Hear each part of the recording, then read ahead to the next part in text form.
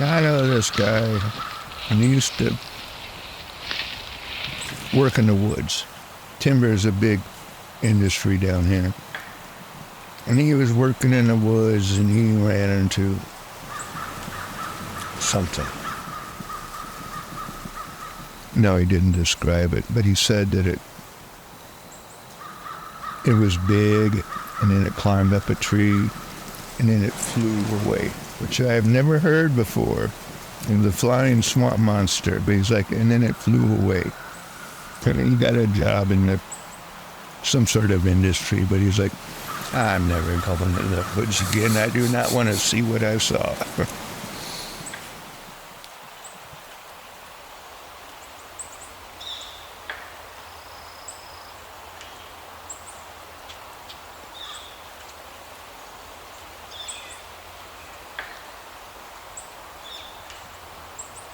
I've lived lots of different places, and they all have their own special beauty. This was just weird. But there's a lot of paranormal activity going on down around here. A lot of the doors are open in this area for all kinds of things. All kinds of things to come in and go out.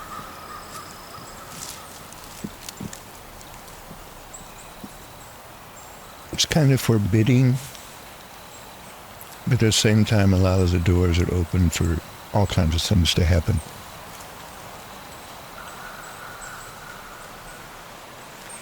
And I'm not going to say bad things. It's kind of violently destructive. Like this tree right across the river here.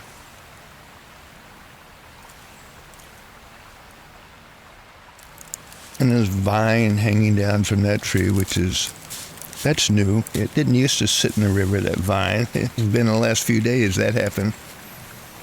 And it's going to start snagging stuff and make an island or something.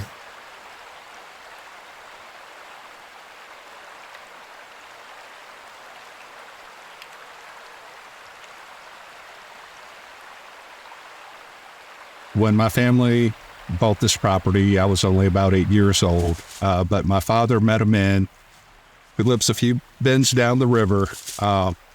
His name was Reverend Hayes, and he ran a home for special needs children. It was called Sunshine Mountain. But according to my dad, he visited this man, and Reverend Hayes had an interesting story about how he raised cattle back then.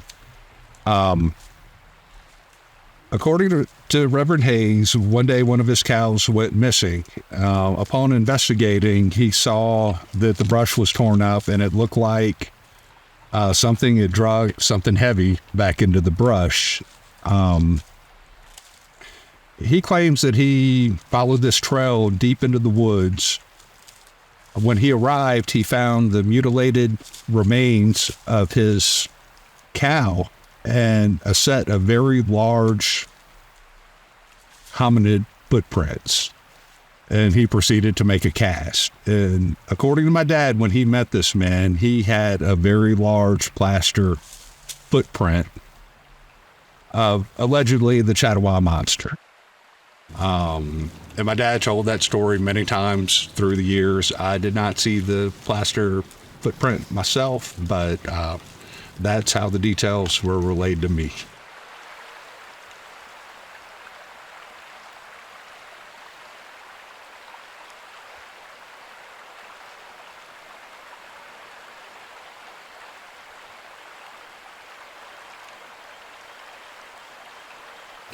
I don't know how this relates to anything, but there's a book I've read called Monsters of God.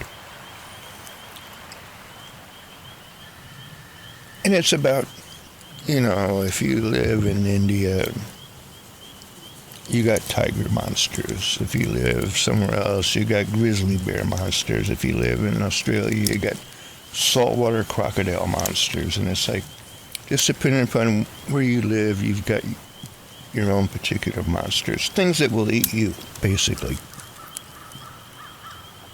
And sort of the underlying theme in this book is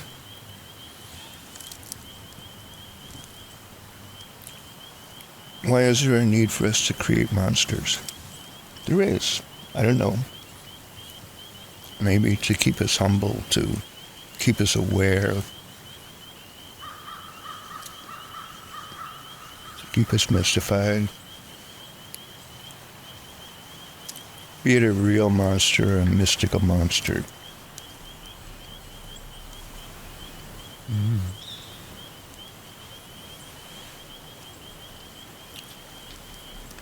There's something in the perimeter and the peripheral that